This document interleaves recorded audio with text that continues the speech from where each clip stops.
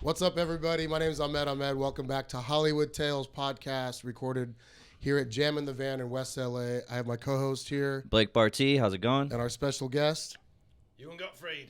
and we'll get into him in a second, but I want to say thanks to the guys here at Jam in the Van, Jake, Dave, Jack, our creative director, and of course Wolf Ramirez, who's back there puppeteering this whole operation. If you haven't been to this place, they do live stand-up comedy, they do live music, they have recording sessions.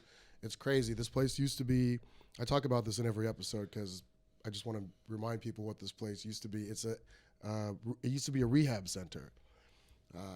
It's an ex-rehab center, and it's very appropriate now that artists are back in here doing drugs and drinking. And I think this was my old room. And then coincidentally, there's a mosque right next door. I don't know if you noticed that. Full-blown like Islamic mosque, literally next door. I feel like that you guys should just bust a hole in the wall and have it, like literally and figuratively. They should share the parking lot. Would create nice. a doorway in a hallway. Have it be like a cross-cultural bridge. Anyway, this place is cool. If you want to check out what they have going on, go to jaminthevan.com. Subscribe to their YouTube channel, Jam in the Van, and you can check out all the old episodes of Hollywood Tales. We've done, I think, 10 so far. So this might be number 11, depending on the placement. You might be down the road a little bit. We'll see how important you are. How dare you? We'll see if you win another award in a month or two. Yeah, right. Let's just get right into it, man. We met through Scott Henry and his wife Catherine, and we're in the I don't want to jinx it, but we're in the process of doing a sort of distribution collaboration, I guess, with a partnership with Hollywood Tales, but with Big Comedy Network. With Big Comedy Network, so look out for Big Comedy Network, and but you and I kind of spawned off and created our own little secret friendship. We did. Yeah. You were like, hey, you want to grab lunch one day or whatever, and we just kind of organized it, and we hung out with another mutual friend of mine, Eric Mills, at a friend of ours' boat. My friend Jason, I have the key to his boat. Oh yeah. To go into the marina, not the actual to drive the boat, but to go sit on the boat. Just go hang out. And we had tried. It was Sunday, wasn't it? I can't remember. It was a Saturday. Or, maybe it was a Saturday. At any rate, it was very busy, and every place was packed, and there was just nowhere to sit or go or whatever. And I was like, let's just grab some food to go and sit on the boat. And we sat there and chalked it up and smoked a joint. And you told me a bunch of stuff about you I didn't know. So I just want to dig right into it. You won an Emmy for directing an episode of Sesame Street. Oh, not Sesame Street, a different live show. But I did direct and produce. Oh, okay. Sesame I'm sorry. Street. Maybe I should have done my fucking Sesame research. Street won a shit ton of Emmys. I just didn't get any credit for those. What was the one? Sorry, for some reason I crossed those wires. Worries. What was the Emmy? What was the project that you won an Emmy for? Yeah, it was called Currently Speaking, and it was a complete fluke that I even won that Emmy. So I'm gonna look this way as well. Yeah. I'll go back and forth. Yeah. You'll be the floating head. But no, it was a complete fluke because I did that show. It was a live political talk show where they would bring on politicians, senators, people, and just the host had been doing it for so long. He just loved to rile them up and get them in each other's faces. And I did Sesame Street before that, and so I had like credits, and I was like that young guy who came in the studio and was doing shit, and everybody had been there for like 30, 40 years ahead of me, and they were all pissed that I was even there. And they were so archaic the way they did it because they have the switchboard there, and you got to hit the different cameras, but you have a guy doing it, so you were like, okay, camera 1 in 3, 2, 1.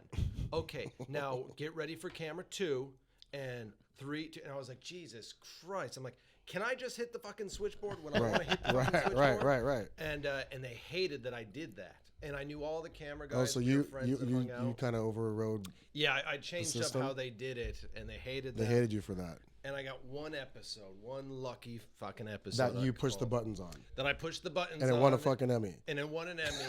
And I got fired because of that episode. Are you serious? Yeah, I got Hold on, fired. after you won the Emmy or before? No, before. Isn't that something? Did they call you back? They're like, hey, sorry, can you come back? The producer was so mad that he had to call me and even tell me about the Emmy because I hadn't spoken to him since. Oh, that's And a it was the fucking great funniest Hollywood thing. tale Slap in the right face. there. I love it. But it was because I told the camera guys, I was like, change the angles up. And I was cutting so fast. Right. And the guys stood up and started screaming in the other guy's face. And we did an over the shoulder. And we had all these close-ups, which they had never done before. And so I was the young guy that had all these new inventive ideas. And they all Wolf, hated me for it. you pretty much do that, right? Isn't that what you're doing right now? Yes. Oh, yeah. Oh. Okay. Yeah, Wolf Ramirez. That's what I do right now. Yeah, he's the man behind the mirror. Yeah, he's going to win the Emmy next. Hell yeah. Yeah, fingers crossed. Yeah. So then you got fired and then you won an Emmy. Yeah, won an Emmy. And did they say, hey, do you want to come back to work? Or? No, no, they just called. They're like, hey, we just wanted to let you know, congratulations, you were nominated for an Emmy, and then you won. They will send it to you in the mail. Damn, they didn't even want to hand it to That you. was literally We'll be the mailing it to you. conversation. Not even like congratulations. He said congrats, but it was a very like, fuck can't believe I'm you, we doing hate this. that you did this. No one else has ever gotten it. Did the show when it won too, or just you? No, it was just me. Just Really? me. That was the first Emmy the show ever won. Dude, and it was the last crazy, Emmy dude. that I know of that they won as well. So So that what- show went for like 18 years, and then it's gone. What was it called? Currently speaking. Where the fuck have I been? I don't think I ever. Sorry, I never saw No, it. no, it was like a PBS show. That's probably like why I didn't- NPR, PBS, Right. BBC, shit like that. And then where did you transition after the Emmy? Well, And you were how old? Like early 20s, mid 20s? No, this is like 2015. So, Okay. late 20s, early 30s, something Right. like that. And and after that, I was like, fuck TV. I'm done with TV. I had done YouTube before that, had YouTube fame in that era, and it was As a director. No, as a comedian. Oh, okay. I got like 4 billion views on YouTube. Whoa. What were you doing? Yeah. Skits? Yeah, it's all sketch stuff with like Epic Mealtime, Key of Awesome, Steve Cardinal, those guys. Nice. So I was doing shit for them and, producing and directing and writing comedy and doing sketch and then, transition into doing TV all the time. And then I got tired of it and thought I had big britches and I was like, I'm going to go do movies, damn it. And then an actress was like, you should go to Los Angeles. And I was like, oh shit, that exists. and then I was like, that's a real thing. And now I'm here. And I've been out here in LA for over 10 years now. So your background is you're Irish, Yeah. born in Ireland. Yeah. And what part? Dublin, Dublin. Ireland. So funny because when I was talking to you, I didn't pick up there. You have a little slight Irish accent, Yeah. but it's not until very it's faint not until I now. asked you where you're from. Like, from Ireland, and I was like, If you get me really high or really drunk, it comes back. Or if I'm talking to somebody, get from this guy a home- joint. Yeah, right. I got a pipe somewhere. No, You can smoke in here if you want. no, I won't smoke on the show. You can. It's Oh, like really? yeah, it's like very 420 friendly. There's a bowl of weed, no joke, upstairs. Is it really? That's this big with like 500 like little nuggets in the rolling papers, and you can. That's You awesome. know, so maybe after the pod, but yeah, if you want After to the smoke, go pod, ahead. we will. But Yeah, you're welcome pipe. to. Yeah, old yeah. school pipe. Hell yeah. Hit it. This is from right after World War II. Where'd you steal that? Great grandfather, and I converted it into a weed pipe now. I love it. Fuck yeah. He'd be so proud. I saw you did some work on Tosh. I did. Yeah, I How was directed that? on Tosh. Was it a whole season? No, it wasn't whole season. I did segment directing. You know, Okay. like when they do those like fun little sketches Right. around things. Right, So offset. yeah, Those are funny. Yeah. Man He on the street clowns kind the, of stuff. the people. Yeah. yeah, exactly.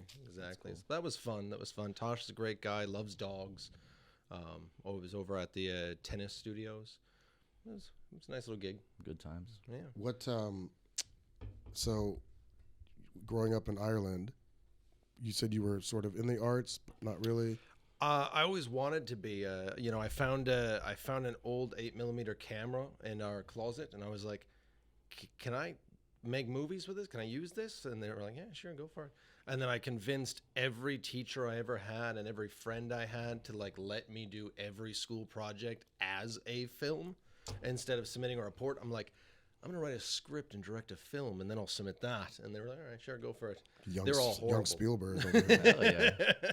They're all horrible, but, you know, that was what got me going kind of into it. And then people like Kevin Smith with Clerks and Sam Raimi with Evil Dead made me go, holy shit, I can make movies too. Right. Not saying that they're bad movies, they're great movies. I never knew that, you know, you could do it yourself, you know. Especially now. Yeah, exactly, nowadays. And then you got it was a scholarship, I think you told me, or you got an internship, was it? That's right. Yeah. Overseas internship, and that's what brought me to Queens. And then eventually, you know, I was directing and producing for Sesame Street instead of being an intern.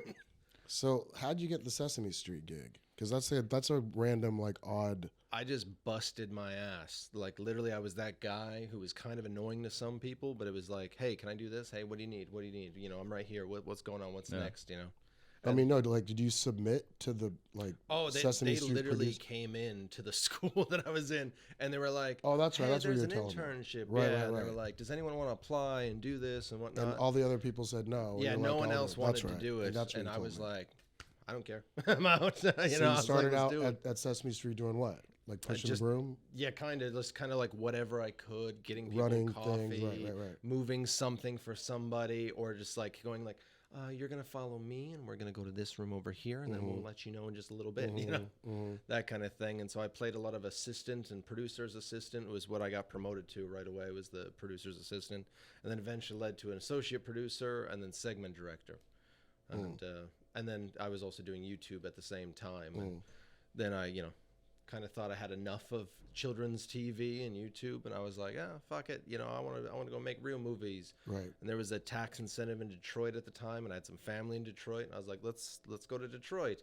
As soon as I got there, the fucking tax incentive leaves the state. There's no work whatsoever. And then that was where the actress that I was working with at the time was like, go to Los Angeles. And I was like, it's a good idea. And then what was your first gig here? The first gig here was actually for the Oscars, shooting for Sony for the Oscars. They had a few films, and I had my camera equipment that I had purchased, and they hired me to come out and shoot a bunch of interview packets with different actors.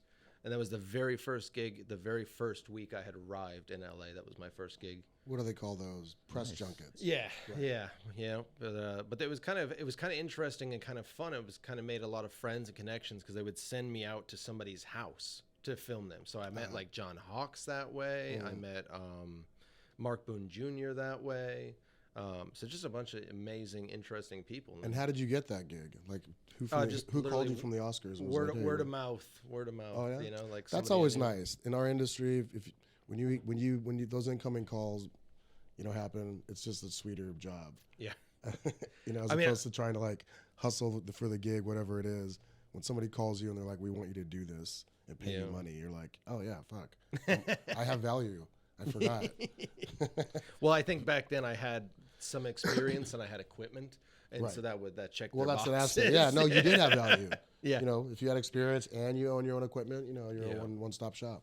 And editing too? Would you edit everything? I do some editing. I don't like to edit. I have really good editors that I try to go to. But you know, as the director, producer that I am, I like focus on that. I really want to have my fingers in every element that I can. So a lot of times I will be like, let me do the rough assembly, or let me sit in with you, you know, and go through. Let me push the buttons. Yeah, exactly. Fuck, can you just let us edit? Yeah.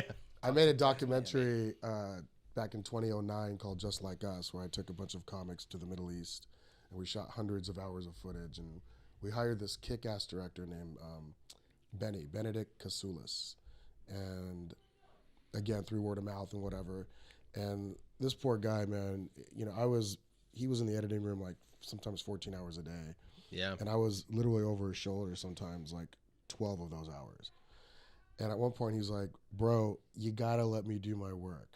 And I was like, I know, but he's like, it doesn't work like that. Watch what you watch. Tell me where you want these things to go, and then I'll go apply it. But if you're over behind me, like backseat driving, I can't get anything done. And I was just like, and it was my first like kind of slap in the face from an editor who's like, I like you, I respect you, but you got to get out of the fucking editing room. Like he kicked me out of the editing room. But then he went on and made a great fucking documentary. And so sometimes you just gotta let that mechanic do their job. You know, let him fix the engine the way he fixes it. You don't need to be hovering over him. So yeah, like that show might be on the air still if they wouldn't have fired you. Right. Well, I mean, I think the host might have passed on by now, but it might have been on just with a new host. Right. Well, I think everybody just started arguing politics on Facebook now. That's all it is. Anyway, just changed to Twitters and Facebooks. Yeah. What's your because we did a whole episode on it, on the whole cancel culture and what's going on with Joe Rogan and dropping the N-bomb left and right and him apologizing, but then trying to make excuses. Like, what's your opinion on that? I mean, I don't think the N-word's ever appropriate by anybody. That's just me. But some people, like, they've earned the right. They can say it. I've worked with certain people that way, but N-word is no good. And Joe Rogan, I mean, I don't want to have any beef with Joe Rogan, but I don't know the guy. But I mean, I hear a lot of shit. So, right. Well, it is what it is. Yeah, exactly.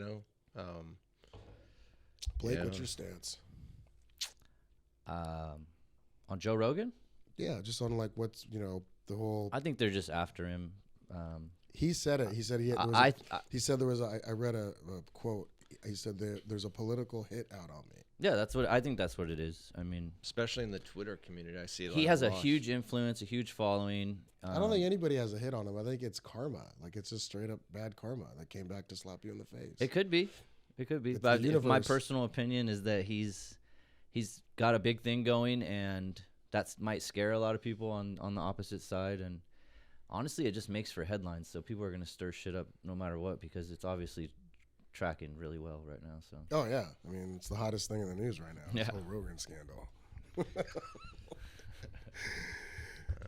Don't use the N-word, people. That's the message for the day. Yeah. Even when I'm, singing along in my car, I edit. It should be obvious by now. You would think. 2022 we're in, and like it should be obvious. Don't say the N-word. Yeah. Well, I mean, this track back 12 years, so it's not new. Wow. So even 12 years ago, it wasn't okay way back then. Don't do it now. I don't know. I just think it's kind of like, I didn't see the compilation, but I heard from someone that it was edited out of context of what, they didn't show the full conversations. It doesn't matter. I don't know. I'm just saying. I don't need to hear a whole conversation. Benefit of the doubt. Hey, we walked into the store and bought some. Was there any hard R's on the end, or was all of it was hard R's? Oh, wow. I don't sit there and have like say a sentence and then I'll just drop the the N-word. He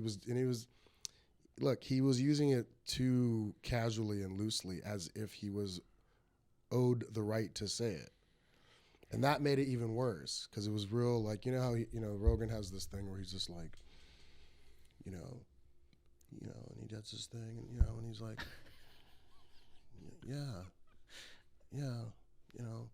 okay, and then they cut all these slices of him using dropping the N-bomb, but it was very casually said. Typically when you hear a white person use the N-word, they're saying it with aggression and like a little bit more of an emphasis, and he's just like, hey, kind of loosey goosey about it. I know he's stoned because he smokes a lot of weed, but he does all the drugs. Honestly, they should be more mad about him. There's telling people to do acid and DMT and all that shit. I mean, I think everybody has the right to experiment, once. Yeah. But don't go fucking crazy, Well, when you have a big influence like him, I don't know, maybe a teenager's listening to Joe Rogan and they're fucking doing acid in the basement and fucking, Rogan taught me how to do it. Rogan showed me episode 1208. There's I'm not a fan of his because he at one point tried to cancel me and ban me from the Comedy Store back in like early 2000s, I think it was, and then he in fact got banned after he had that Carlos Mencia issue on stage at the Comedy Store. I don't know if you've ever seen it. It's on YouTube. You know Carlos Mencia? Yeah. He was on stage one night and Joe Rogan like ambushed him and started like saying, "You're a thief," and everybody knows it. And Carlos was like, "What? Get the fuck out of here! I don't steal jokes." And he's like, "It's not a secret." And he started. If you go on YouTube and just punch in Joe Rogan, Carlos Mencia, it'll pop up. Myself and a couple comics were there. One of the comics filmed it. That's why it ended up on YouTube. Oh shit. Bobby Lee's in the video. Ari Shaffir, I think. And then he got banned from the Comedy Store, and then he went and like hung out at the Improv for 15 years, I guess. And never showed face at the Comedy Store. I was there, for the next 15, 16 years. Mitzi Shore died. Changing of the guards. He came back, and he had come back. His podcast was popular. The MMA announcement, he does popular. And then I eventually got, scissored out of the Comedy Store. And it was pretty much because the talent booker said, "I've been instructed by comics to not book you." So I figured it was JR. Yeah. I don't know. Maybe not make assumptions. Well, when the manager says, "I've been instructed by comedians to not book you," and he was the cult leader of the Comedy Store for that time, yeah, it was for sure him. But I don't have any hard record of it. But so it's just interesting. Here we are years later. He's going through his own. He'll never get canceled because I think his following and audience is they're just massive. I mean, if Trump doesn't get canceled, Joe Rogan's safe. Right. Like they should run together. Yeah. I wouldn't be Joe Rogan as surprised. vice president? I wouldn't be surprised if Joe Rogan does run for something at some point. I'll say that much.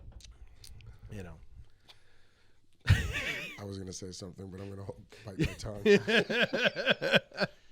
Joe Rogan's going to watch this episode and be like, "Those motherfuckers, they're all banned from the Comedy Store." That's what he's going to say. I didn't say next. anything. I don't want to get banned. I haven't even played the Comedy Store yet, so I'm banned until I play, I guess. So what's your you've been here for 10 years, you said, in Hollywood. In Hollywood, yeah. 16 years in the States altogether. And what's your because I got sick of Hollywood. I ended up moving to the West Side. But what's your favorite thing to do in Hollywood? If you can tell our fans and listeners and watchers who aren't from Hollywood, what would be the top 3 things you would recommend people to do in Hollywood? Just for fun. For fun? Okay. Well, if it's for fun, then I say, throw pennies at homeless people when you're walking around. If you see a stool pigeon, kick it. The usual skateboarder goes by, throw a stick. Right. I should. A lot of Irish aggression coming out here. Damn, dude. No. But I love walking. I love going on hikes. I love going on a walk. Yeah, there's some nice little canyons, Runyon Canyon. Yeah. I used to do Runyon Canyon all the time. Now I'm in Pasadena area, so I go walking through parks. People know me now because I literally just walk around on phone calls for hours on end, just walking around the neighborhood. You're that guy? Yeah, I'm that guy. So people will There goes the phone call. You talk excessively loud so everybody can hear your important I don't know if I conversation. talk excessively loud, but maybe for some people. But usually they see me early in the morning with a coffee or my Red Bull in hand, the earphones in. Glasses on, hat, or sometimes no hat, so they just see somebody go around. I forgot you had your hair's that blonde. I totally forgot you had blonde hair. I dyed it, and then everyone started doing it on TikTok, and now it's like So you started the trend? No, I didn't start the trend, but apparently my stylist was in on it before it was a thing. Oh, okay. She had the inside track on. Yeah, it was her idea, and I don't know. I like it. I I look like a pineapple or like a rooster or something. So I'm a few lesbians with that haircut too. Yeah, a few lesbians. I could be a lesbian. I mean, I guess I'm a lesbian. I mean, shit. Careful. You're gonna get canceled. I'm not gonna get canceled. I'm not saying anything. I was just gonna say there's some. I said You said the L word. It's a haircut that they may have. I know a few. It's gonna get dicey here. Should we restart the episode? Yeah, put your fucking black sweater on. We had to restart the episode because Ahmed was wearing black on black and he was just a floating head back here. So Wolf was like, "Hey man, can you change your shirt? Because it looks like your head's like a puppet just floating around." So Sesame Street. Yeah. I forgot. Are those puppets, or is there people in those, like Big Bird suit? That's not a big puppet, is it? The big bird? No, that's a real Yeah, bird. it's a person. That's a real It's a real bird. fucking bird, We dude. found that bird in the Amazon and Right. taught it to speak, and it's been alive for like 100 years. Have you seen the documentary on the guy who was Carol Spinney? what's his name? Carol Spinney, the big bird? Yeah, was that the name of the doc? No, the name of the doc was... It's called Big Bird, wasn't it? Oh, God. Have you seen it? I have, yeah. It's an amazing doc. I forgot what it's called. It'll come to me when I don't need to know it, but... No, it's a tearful doc. You know, you cry with that shit. We'll find it. I'll pull it up for you. He, if I remember correctly, wasn't he, or didn't he start out as a puppeteer himself? I think, yeah, he was a puppeteer. He was a puppeteer. And he then was Jim a voice Henson performer. saw him at a puppet like conference or some shit, puppet like festival. Why I know Kevin Clash happened that way. Elmo, that happened that way. Carol Spinney, I don't know how Carol Spinney got into it. With Jim Henson is Sesame Street. Yeah, right? yeah, he's the creator of Sesame Street. In the doc, he was like, you know, Jim Henson. He was like a big guy at the time, and this is the Big Bird. What's his name again? Carol Spinney. Carol Spinney. Carol Spinning. Yeah. Was trying to be a puppeteer himself, and he did a show that failed miserably. Like the projector went out and props didn't work and it just didn't go his way. But Jim Henson was in the audience. And he said Jim Henson went up to him afterwards and said, "I really like what you did up there and don't worry about mistakes. That's going to happen and blah, blah, blah. Do you want to come work for me?" And I think he started as a puppeteer. Yeah, I have no idea. Anyway, it's good. It's a great doc. We'll dig up the info for you. It's a great doc. You know, there's a bunch of them out now. HBO just released another Sesame Street doc. I can't remember what the hell it's called either, but I think it's something like The Gang or something like that. Oh yeah. But that's another amazing doc on HBO. What's next for you? What's next for me? Work-wise, what do you have in the pipeline? God, what am I allowed to talk about? Did you sign NDAs on all your... Some stuff I do, but you know, this one's kind of known already. But I'm going to be directing a Garfield movie. I can't talk about what's in the movie of it, but I've been attached to this thing for like 2 years, and the pandemic. Animation or live action? A mix of both. Oh, okay. Mix of both. I guess because Garfield's a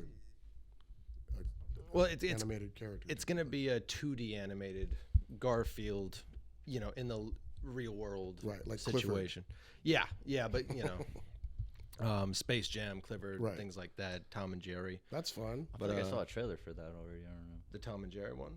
The Garfield thing. Oh, well, so Viacom bought the Garfield franchise from Jim Davis, the creator of Garfield, and he's always owned it and ran everything himself, approved all the merch, everything. And he finally was kind of like, I've been doing it long enough, I'm going to, you know, hand it off, and Viacom bought it, and Viacom owns it. And so I'll be doing one of their many Garfield projects that they're doing. I see. So that one will be, hopefully, if everything with the pandemic, you know, starts going, then we'll be, you know, going, or else, you know, who knows? They might still tell me, never mind. You know, we want to change, but that'll be a fun one. I got another animated project I'm doing, a 3D fairy tale one with TCL. And then I have a comedy album and a comedy special that I film next month with my comedy partner, Philip Wilburn. So we do our here in LA. Yeah, we do Where? our Abbott Costello thing of Wilburn and Gotfryd, but it's essentially it's going to be a docu special of us recording our comedy album. Kind of like how when Conan O'Brien did his Conan Can't Stop, they did the documentary of his tour. We're doing the same thing, but we're kind of BBCing it a bit because it's we're weird. We like absurd shit, you know. It's very.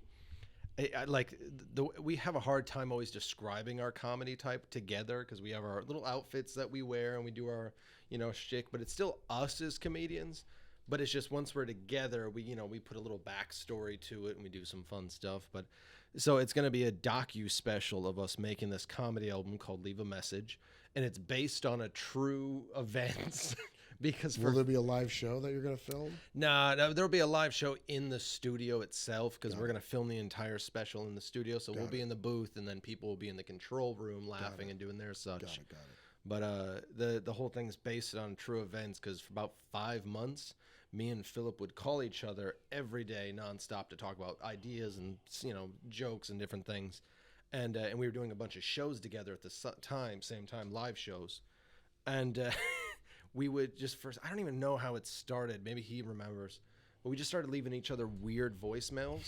And so anytime we didn't talk, it wasn't like, hey, man, I had an idea for something. Call me back. It was like, hey, this is John's Junkyard, and you got to stop leaving your sick dogs here, okay? We're not going to take your sick dogs over at John's Junkyard, all right? Philip, you got to come pick them up by Tuesday at 12:43, all right? Because there's a lot of sick dogs, and we've already had to eat 2 of them, you know? And that was the voicemail. And that's how it turned into a every day, like 50 duo? Different voicemails. That's funny. And so now we're going to turn that into a comedy album, and we're going to film a special around the it. recorded voicemails. Yeah. We're gonna re-sit down in the booth and re-record them, add a few new ones in, see if we can make each other break during it. Hell yeah. What's it? Is there a title? Leave a message. Leave a message. Yeah, leave a message. So it'll be we're gonna film that next month, and then we'll see when it actually airs. You know, comes out. When you walked in, we were asking you what your best Hollywood tale is. Yeah. You also said you had a rough one last night. Oh, I did. Oh, yeah. Last night sucked. It's like, you know, for lack of better sense, yesterday sucked. So I was over at the Hollywood Improv last night, hanging out, and somebody broke into our truck and stole the shit out of it. So In the parking lot of the Improv? No, and this is something for the listeners, viewers, whatever platform you're watching on. Just pay the $10 valet at the Hollywood Improv. Just pay the $10, because if you park on the street, you're gonna have a huge fucking bills because some jackass decided to smash out your windows. And that's happening a lot right now in Los Angeles. Home invasions, break-ins, people. I heard recently that how do you say it? Catalytic converter. Catalytic. $800 for them on the street. They just go saw them from under your car, and then they're getting they're just taking those. And then it takes like $1,500 to replace it. Yeah. It's a nightmare for whoever it happens to. But there's a lot of that happening, so that sucks. So last night, what'd they take? Like a few bags of, like, you know, different things like camera equipment and some just sucks, clothes and Sorry to hear snowboard that. equipment, and That stinks. my girlfriend's, you know, dirty laundry. So there's probably some weird guy out there just like, oh yeah, you know, like it's just like Jesus, you know. But like I was so pissed because I hadn't eaten that day, you know. Like we went out there to have, like, it was already a rough day, and we went out there to go laugh and have a good time with people and hang out. Was she with you? Yeah, she was with me. I met your girlfriend. She's nice. Yeah, They took she's her snowboard? wonderful. Yeah, they took all of her shit. I'm so sorry, And man. That really it's all sucks. right. You know, it was one of those things. After a long day, you're already tired. You know, we walked out of the car.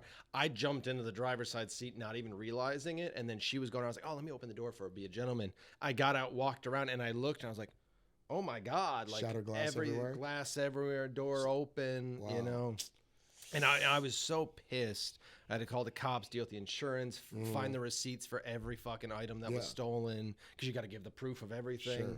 And then I had to clean out the truck all last night. So I didn't go to bed until like 5:30 in the morning. Oh man. And the whole time I'm just, you know, I'm doing a Bill Burr in my head. Like, I'm going to break your fucking legs, you know? Like, I'm so pissed, you know? And that now sucks, man. I'm really sorry to hear that. That's happening a lot in Los Angeles. And Yeah. I'm down in Venice Beach, and it happens down there. But for some reason, Hollywood, West Hollywood, there's a real focus on that area for break-ins. it's, A lot of my friends who like live It's there everywhere. Say, it's everywhere. It's everywhere. I'm just going to start remembering valet. They'll Well, I mean, rifle through your yeah, shit but- too. Well, yeah, that's what I'm saying. But even if you valet, they're gonna park your car in a public lot, right? Like not a public lot, but like an open lot. I would hope they would at least have some eyes on it somewhere, Sure. you know? Yeah. Especially nowadays with, you know, the way the break-ins that you were saying happen. Yeah, Hopefully, but some guys are walking up like, you know, strapped. So give me your jewelry and that kind of shit. I put air tags on all my shit, and I'm waiting. I'll track someone down. I thought about that Dang, afterwards. fucking, yeah. I was like, fuck, I need to You get feel some of fucking those. violated when you get robbed like that. It Yeah, fucking I sucks. was You're like, what just- did they take, you know? You know, for me, it wasn't even about the shit they took. It was just about the hassle I had to go through afterwards. to replace it and all the fucking money that now the time. has to be spent. No, it's wasted time. It's wasted money. It's wasted energy. Exactly. Well, thank God nothing worse happened. Like Yeah. you could have been sitting in your car and they'd come up with the whatever. You know, like I've had instances like that in the past, not with a gun, but with a knife. And I'm stupid when it comes to I refuse on everything. I'm just like, no, do it. See ya, do it. You know, like no. You're Irish, bro. You know, you have no fear.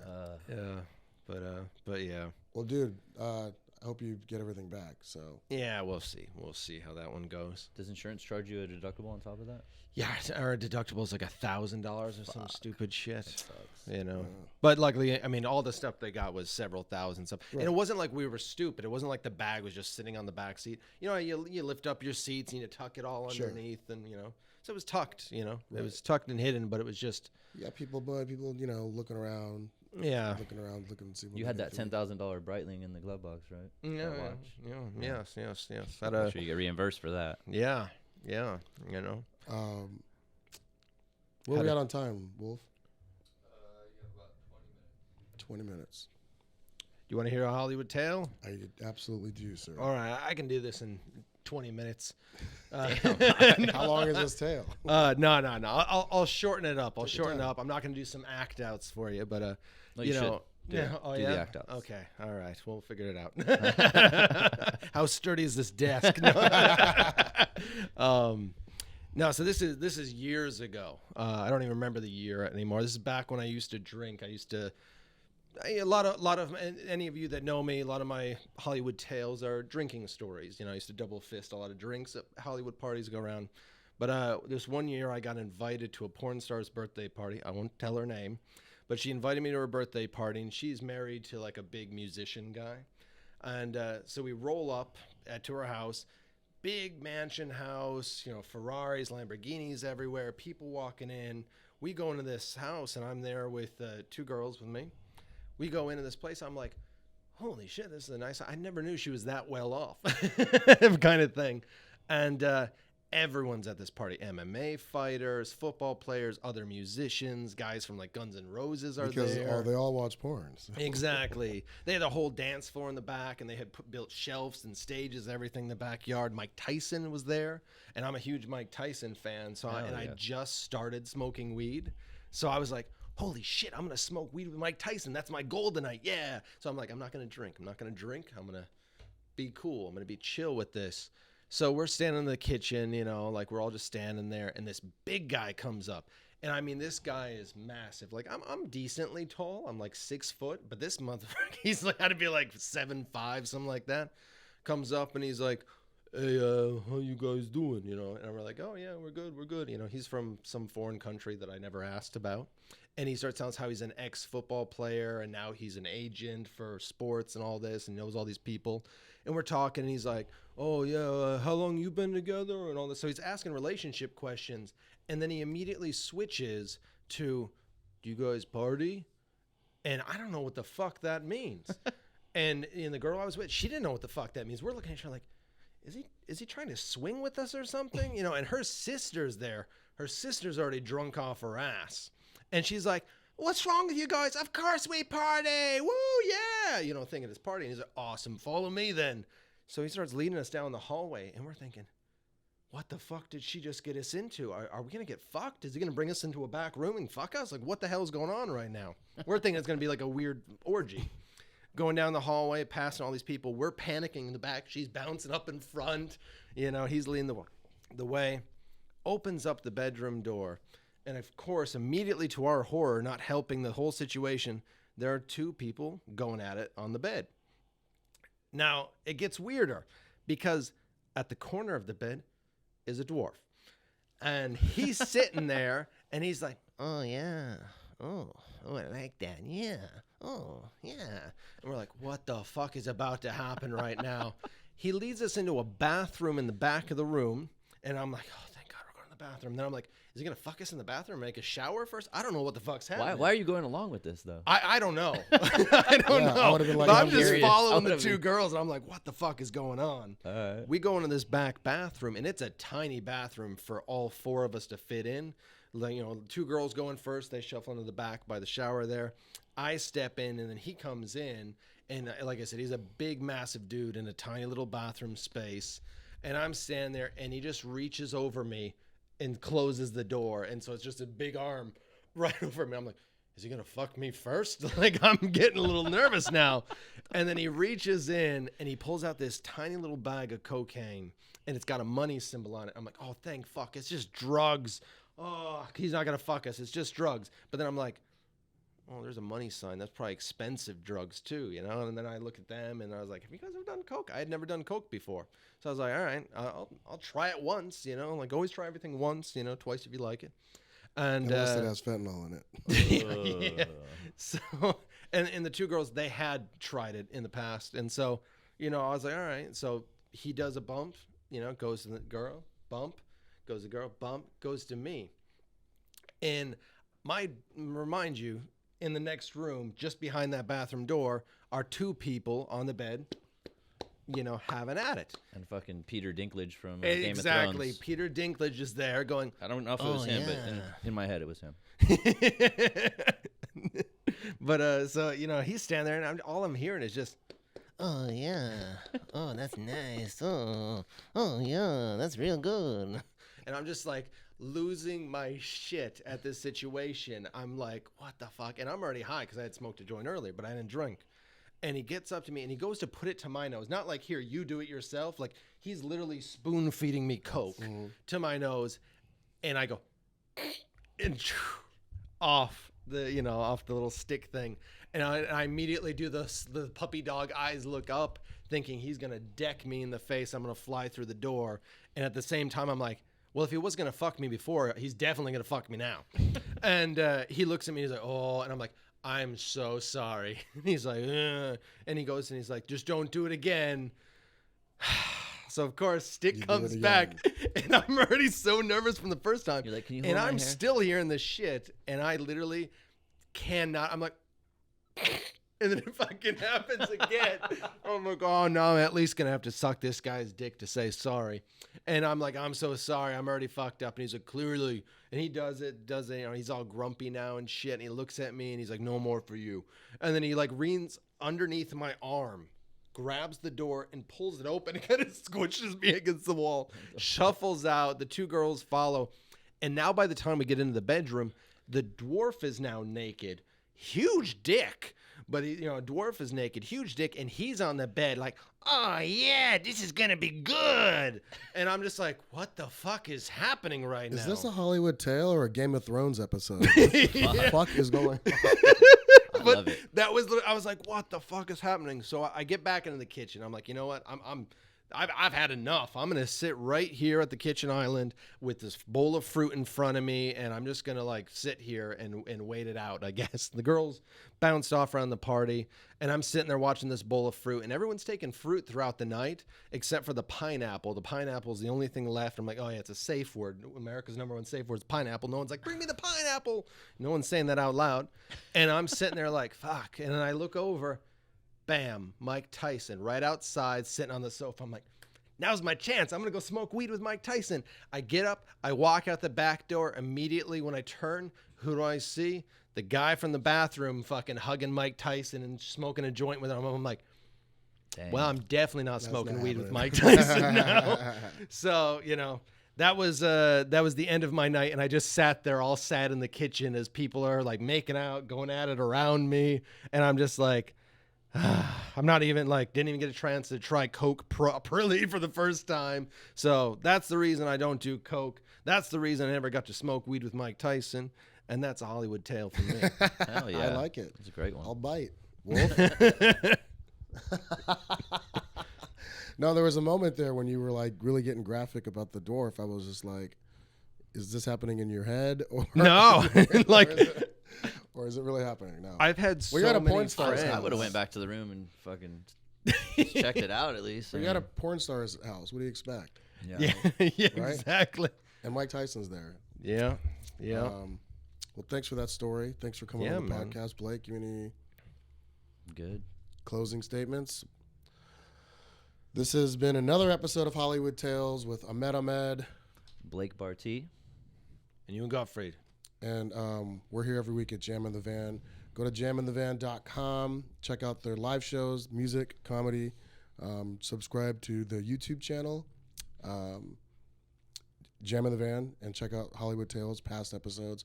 I want to thank the staff, the two Jakes, Jack, and our guy, Wolf Ramirez, over here behind the scenes, making it all happen. We appreciate you. Be safe out there. Please tune in again. And, maybe you want to plug your Instagram. Oh, I changed it. It's at Blake Barty Comedy. Just type Blake Barty. It'll come up. Got Ewan. EWAN. Spell that. Yeah. With GOTEWAN. Got Ewan. It's, my face says Ewan Gotfryd. You'll find it, And I'm at Ahmed Ahmed Comedy. AHMED twice comedy. Ahmed Ahmed Comedy. Peace out. Thank you, guys. Thanks, bro. Yeah. Dude.